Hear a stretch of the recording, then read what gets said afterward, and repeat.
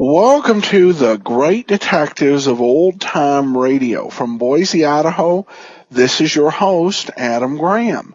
If you have a comment, send it to me, box13@greatdetectives.net. Follow us on Twitter at Radio Detectives or become one of our friends on Facebook, facebook.com/Radio Detectives. Well, before we do get started, I want to let you know today's program is brought to you by the financial support of our listeners. And among those I want to thank Ronald, and I want to thank James so much for your support. We'll send access to the premium site, as we do with all donations of $7 or more. Well, now it's time for us to continue on with today's Johnny Dollar serial. Let's listen to The Alder Matter, parts 3 and 4. From Hollywood, it's time now for... Johnny Dollar. This is Constance Alder, Mr. Dollar. Are you all right? Sure, Mrs. Alder. What made you think I might not be? Well, just your having left the living room. Being in your own room like this, Oh, nothing wrong, Mrs. Alder. I'm fine. I'm sorry El Montante took so long with his cape handling demonstration. I hope you weren't bored. Not in the least. He's very good. But you did leave. That isn't necessarily a sign of boredom, is it, Mrs. Alder? You left before I did. Yes, of course. The hostess has to keep busy, you know. Sure. And like I said, I wasn't bored. I only left because I wanted a little air.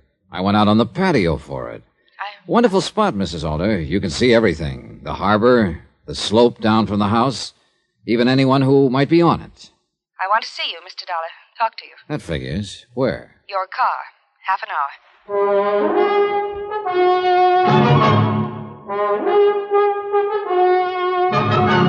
Tonight, and every weekday night, Bob Bailey in the transcribed adventures of the man with the action-packed expense account, America's fabulous freelance insurance investigator. Yours truly, Johnny Dollar.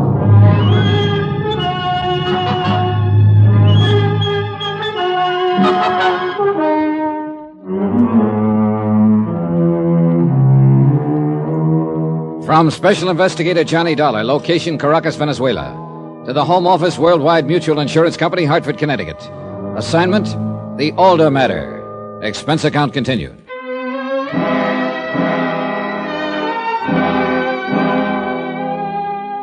Sometimes it takes only a few well-chosen words to start the mountain coming to Muhammad.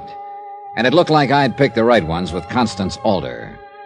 Whatever she had to say, I wanted to hear it, because it was a cinch nobody else in this rat race was giving away any information. Yeah, I wanted very much to hear what Mrs. Alder had to say. I headed downstairs right away because I have a fetish about being early, but my timing was bad. Hey, Dollar, you got a minute?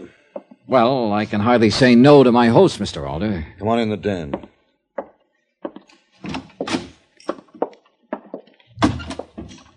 Anything the matter? There's cuts on your face. What happened? Your daughter's boyfriend. Paul Kincaid? Yeah, he's got the idea you hired me to bust up their little romance. He didn't like it. That idiot. Is that all you've got to say, Mr. Alder? What? Because if it is, let me tell you how I feel about it, where I stand. Look, Dollar... No, you look. I know you're the insured, but I just about had it with you. I don't have to take that kind of talk. I think you do. You asked me to keep you alive, but you won't lift a finger to help. Every time I ask you a question, you look the other way, do an imitation of a clam. What am I supposed to be, a mind reader? All I want you to do is protect me. Oh, come on, Alder. You're smarter than that. Protect you from what? You've almost been tagged out once. You must have an idea who made that try and why. I have no idea. Just like that, huh? Mr. Dollar... Look, Mr. Alder, don't you see that by not opening up, you're making a clay pigeon out of yourself? I can tell you nothing. You know that I'd be justified in suggesting my company cancel the policy. Well, you'll have to suit yourself about that. Excuse me. Just a minute. What did you tell your family and guests about me? Who am I supposed to be? An old friend from up in the States. Uh-huh. You realize something, old friend? That's the first question I ever asked that you had an answer for. It's the first one I considered you had a right to ask. Mr. Alder. Yes? Whose side are you on? Yours or the person who's trying to kill you?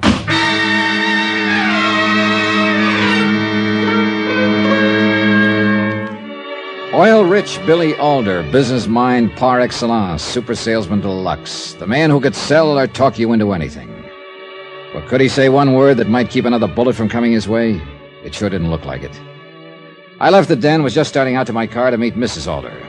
I must have been real anxious for our chat because I suddenly realized I'd forgotten my car keys. I hurried back upstairs and at the top almost bowled over a woman who was about to come down. Oh, I'm so sorry. My fault.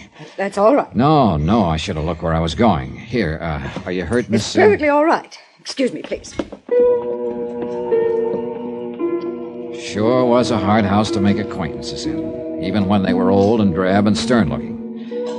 Well, I went to my room, got my car keys, and my wallet, which lay alongside them. The position of the wallet was interesting. I shut the door, headed once more for my car. The lady of the house was waiting. We took off. I know who you are, Mr. Dollar, while you're here. I'm sure you do. I was just back in my room. What? I'll give you a tip. Never search a pro's room. He always puts an article down in a certain position, then memorizes it automatically. A searcher can never replace it exactly the same way.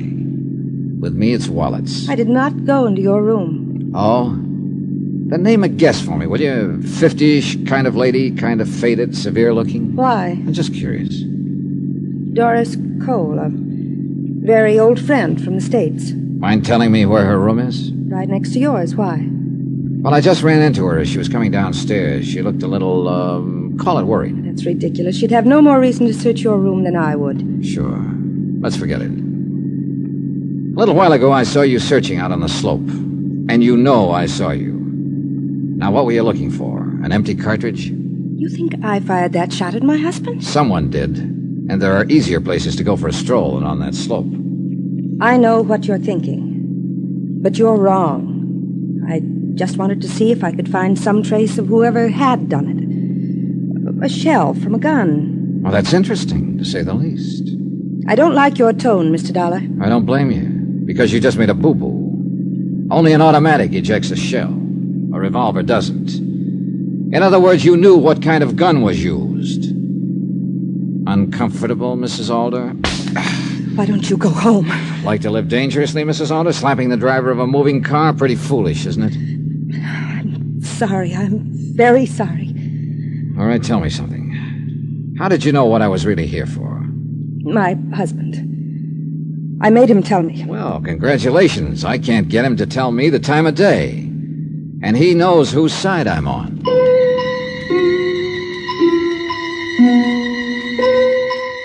We rode back to the house without exchanging another word, and one thing was obvious. The chic Mrs. Alder had apologized all right, but the anger I'd stirred up could have powered a fair-sized city for a week. When we reached the house, she simply got out, headed for it as though I were a process server she wanted to get away from. I went to my room, trying not to look like a process server, to figure what my next step would be. I was suddenly very grateful to whoever had chosen my room because of two things. The excellent view of the Alder patio, and what was happening on it. Mrs. Alder and Doris Cole were having a discussion, with Mrs. Alder doing all the talking. Even from this distance, I could see the anger on both their faces. Then, after a few minutes, both women went into the house. 5 minutes later, I was still wishing I could have heard the words.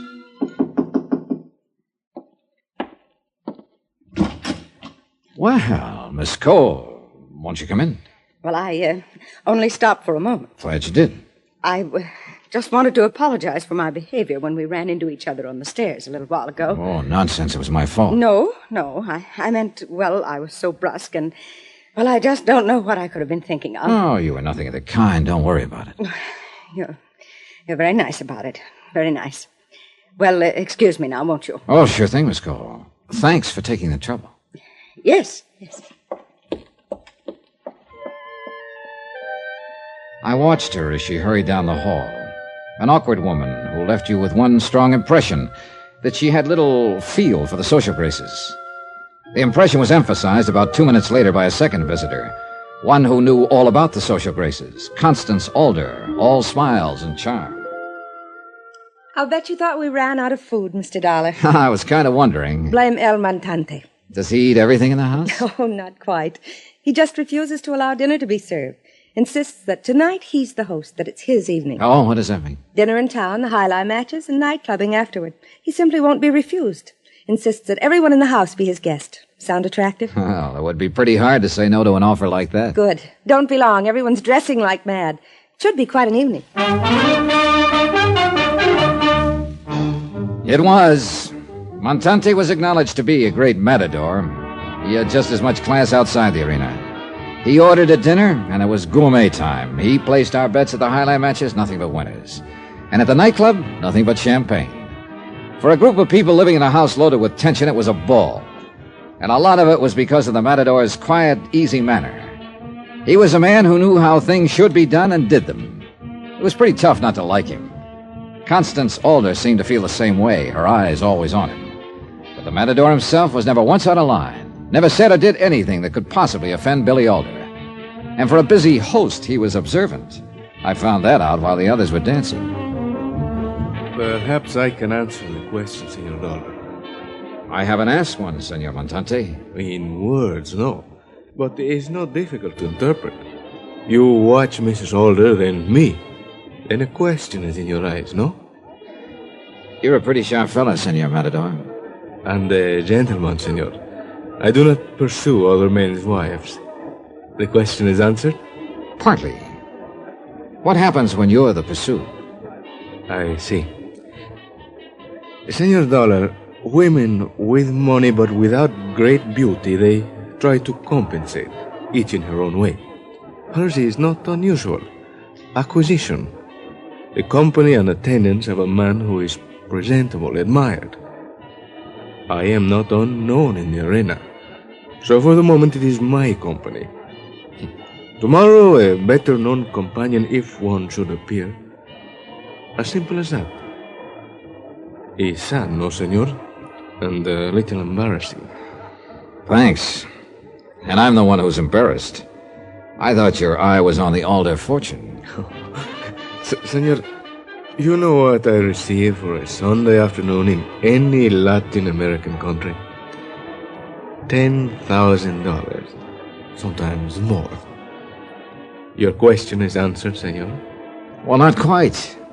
Where does a fella take bullfight lessons?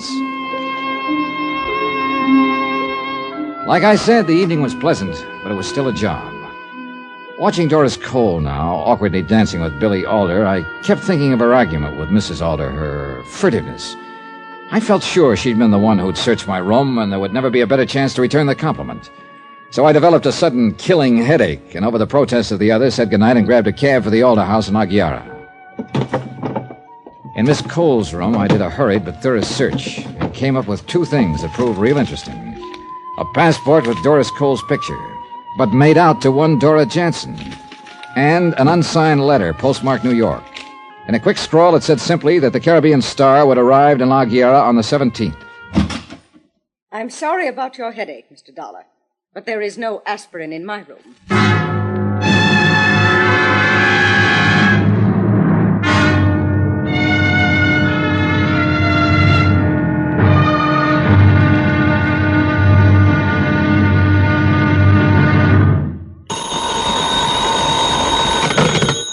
Johnny Dollar.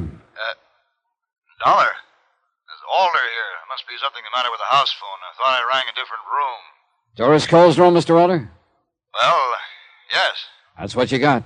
Now, see here, Dollar, you're not questioning that woman, badgering her. We were simply discussing two headaches and the value of aspirin. Want to speak to her? I just wanted to be sure everything was all right. Both of you running out of the nightclub with headaches like that. Oh, everything's fine. I'd like to speak to you, though. Sorry, it's late. I have a long day tomorrow. I'm afraid it's important. Good night, Dollar. Are you thinking of arresting me, Mr. Dollar? I'm not a policeman, Miss Cole. You act like one. Answering my phone, sneaking into my room while I'm gone. That evens the score, then. You had a quick look through mine earlier in the day. Mr. Dollar. Just what were you looking for, Miss Cole?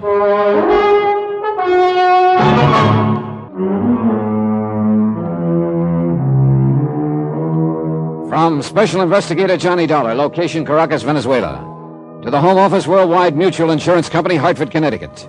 Assignment, the Alder matter. Expense account continued. Back in my own room, after saying goodnight to a sullen Doris Cole, I didn't feel the slightest qualms about having invaded her room and lying about the reason for it. Why should I? The people in the Alder house didn't seem too concerned with the truth. In fact, the whole case seemed to be a question of lie or say nothing. Consider, Billy Alder had been shot at, indicating he had a good reason to change beneficiaries 5 times in a month. And still, he was the original say-nothing fella. Keep me alive was all I could get out of him. His wife had lied, his daughter had lied, and Doris Cole, an old friend of the family, had just proved to be a walking lie. The passport I'd found in her room had her photograph, all right, but it said she was Dora Jansen. An unsigned letter in the same drawer had stated simply that the Caribbean Star would dock tomorrow. I got into bed, and an odd thought hit me. If the Caribbean Star didn't dock, would the steamship company have joined the Liars Club, too? Expense account item 7, 10 cents. One newspaper, bought on the La Guerra docks early next morning. My Spanish is pretty nothing, but I could read the important thing, that the Caribbean Star was due at noon. With time to kill, I drove into Billy Alder's office in Caracas. He hit the ceiling when I told him about Doris Cole's passport. I was suddenly glad I'd mentioned nothing about the letter. Dollar, how dare you search the room of a guest in my house? How dare you? Just returning a courtesy. What? Mine was searched thoroughly. Well, that still isn't any reason for your behavior. Oh, one-way ethics, Mr. Alder? I've told you repeatedly, Dollar. There's only one reason I want you here. I know. Keep you alive. But how? With handcuffs on? Now, suppose I told you to find some oil, then refused to let you dig any holes in the ground. You'd begin to smell a rat, wouldn't you? What are you talking about? Just about everything in this. Look, I have a very busy day. Who is Dora Jansen, Mr. Alder? And why does she call herself Doris Cole? You're making too much of nothing, Dollar. It isn't a crime to use another name. That depends on the reason, doesn't it? She's an old friend. Oh, who isn't? Dollar, Aren't you tired of that tune? For a man who's afraid for his life, you've got more old friends than anyone I ever knew. Also, I haven't noticed anything particularly friendly between you. Yeah, she's not a well woman, Dollar. I don't want you bothering. You don't want me bothering anyone. Exactly. Not even the one who fired that shot at you. So I can't help getting an impression that you have a pretty good idea of who it might have been. I told you I was busy, Dollar. Yeah, but it's what you haven't told me I keep thinking about. Dollar. What? Did you find anything else in that room beside the passport? Why, Mr. Alder, what's happened to your sense of ethics? There was still plenty of time before the Caribbean Star would be docking, and Billy Alder's reaction had dictated my next move. The cable office in La Guerra suddenly seemed like a very important place to visit. There were too many silent mouths in Caracas, and I needed one that had something to say.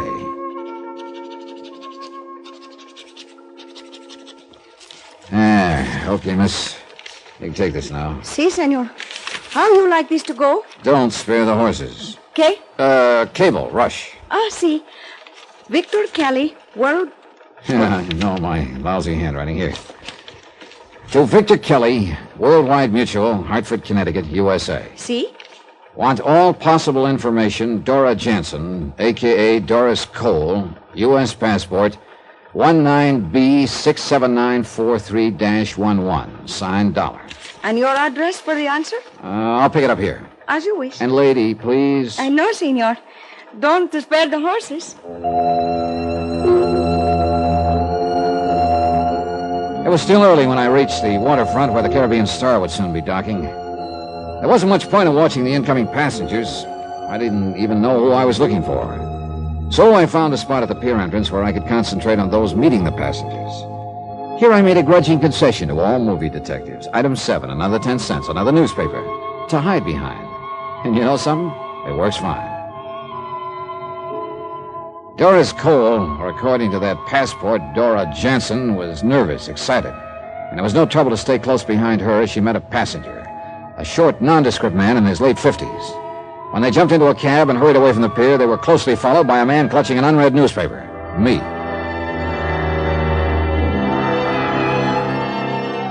The trip was a short one, about 6 or 7 blocks away. The cab in front pulled up at a cheap hotel on the waterfront. I circled the block once, got rid of my cab, and wandered into the dismal lobby. The fat, sleepy clerk made a concession. He opened one eye. See, you look for something. Yeah, that gentleman who just came in, I had an appointment with him. Oh, darn it, I must have left the slip of paper with his name on it in my hotel. I can't find it. It's too bad. You know, the gentleman who just went up to room. Yeah. You want me to say the number now, huh? Don't you think I ever been to a movie? Oh, no, really, you can save me a lot of embarrassment. You've got it right there on the register. See? Mind if I have a look? I mind. Look, friend. When was the last time you got anything for free, friend? Oh, why didn't you say so? I was trying not to offend you. Here. Here, let me see. You play blackjack, senor? How you call it? 21? Yeah, why?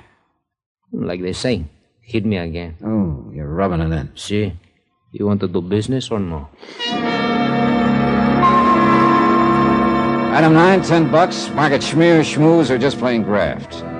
He pointed an oversized forefinger at a name on the ledger, lost interest in me, went back to sleep. Arthur Singer, it said, room 8. I went up the stairway. A few seconds later, I moved as quietly as I could down the grimy second-floor hallway, stopped at the door of number 8. At first, I heard nothing. Then, after a long minute, the voices began, angrily, as though resuming an old argument. I don't know. Then let me handle it. No, but what about him? Suppose he What knows. if he does? You want it all to go for nothing. Now, you listen to me. I know what I'm doing.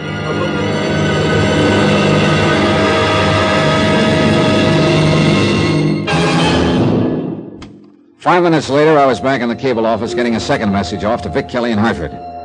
It was a request for anything he could possibly dig up on Arthur Singer. I didn't hope for too much because it would probably turn out to be an alias, but it was an angle I couldn't afford to overlook. You're not back for answers so soon, senor. Oh, no, I just want you to get this one off. Same fella. And same way, no spare the horses? That's it. And thanks. It's nada. Oh, senor, I want to ask you something. Shoot. Your business partner, did I do something to displease him? He seemed so angry. My who seems so what? Well, he was so nice at first, but after he read the message... Wait a minute, hold everything. First of all, I have no business partner. Oh, then I make terrible mistake. Oh, just tell me what happened. Well, this man, he come in less than a minute after you leave, was very nice. Yeah?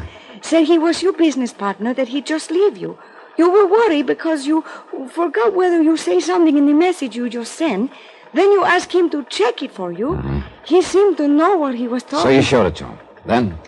That is when he got so angry. He just put it down and leave. What did he look like? A little less tall than you, and he have gray hair. Eyeglasses? See, eyeglasses. Gray suit? Si, senor. Gray suit. You know him? I'm beginning to wonder if anyone really does. I am so sorry for my mistake, senor. Oh, forget it. It wasn't your fault. Just send that second message. Si, senor. About the answers. Send them to me at William Alder's house as soon as you get them. Maybe we'll read them together. Sure. Billy Alder was my new business partner. Alder, the original close-mouthed fella. But it looked like there was nothing wrong with his brain or his eyesight. Then suddenly I didn't mind that he'd read my message to Vic Kelly, because a frightened man usually reacts at the extreme ends of the scale. He'd been at the let's do nothing end. Maybe he'd now go the other way. There was one more step I could make on the waterfront, so I made it. My credentials presented at the steamship offices got me a look at the passenger list of the Caribbean Star. The name Arthur Singer wasn't on it. I started down the small waterfront street to where my car was parked. My mind was full of Billy Alder and the pieces of this crazy puzzle, tugging one way, pulling another. Trying to make sense out of it somehow, I used some sort of slide rule where logic could be a solid base. No matter how I twisted it, I knew one thing. It just wouldn't work. I didn't have enough yet to make it work. I was just reaching for the door handle when I saw his reflection in the car window. The man who'd sneaked up behind me, blackjack raised high in the air.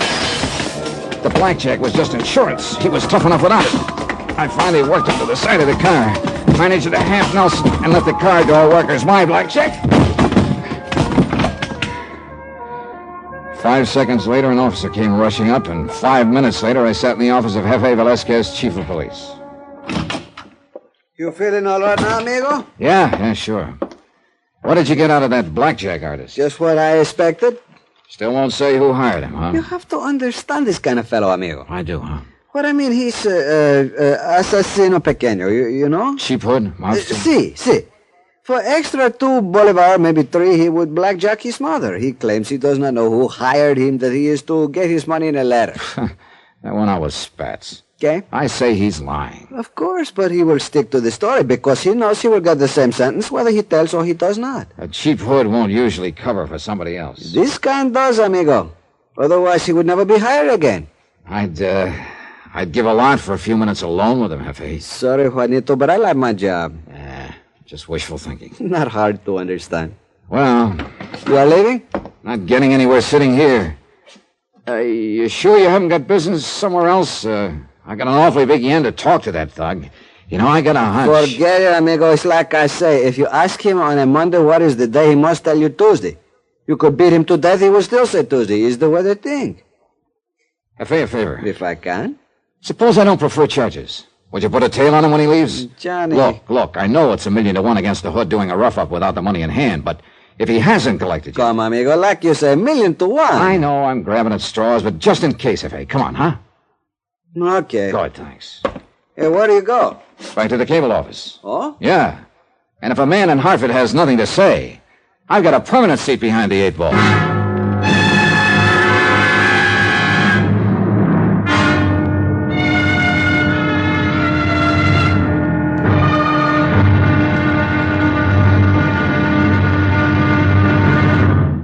Now, here's our star to tell you about the final episode of this week's story. Tomorrow, a puzzle never fits itself together.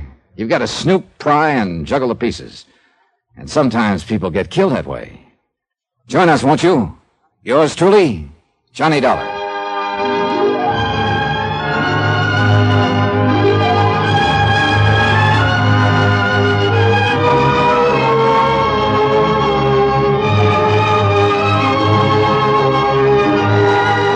Yours truly, Johnny Dollar, starring Bob Bailey, is transcribed in Hollywood. Written by Tony Barrett.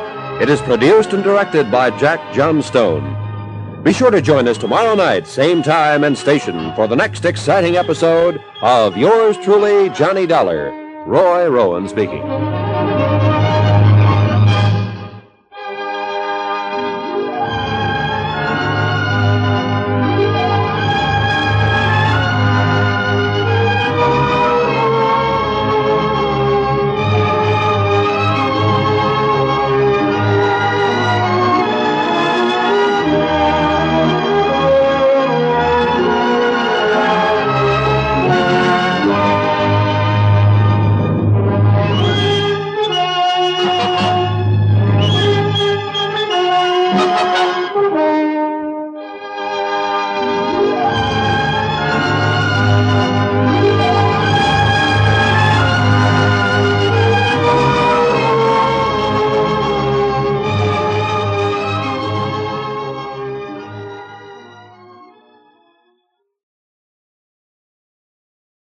Welcome back. Well, this is just, so far, a very solid mystery story.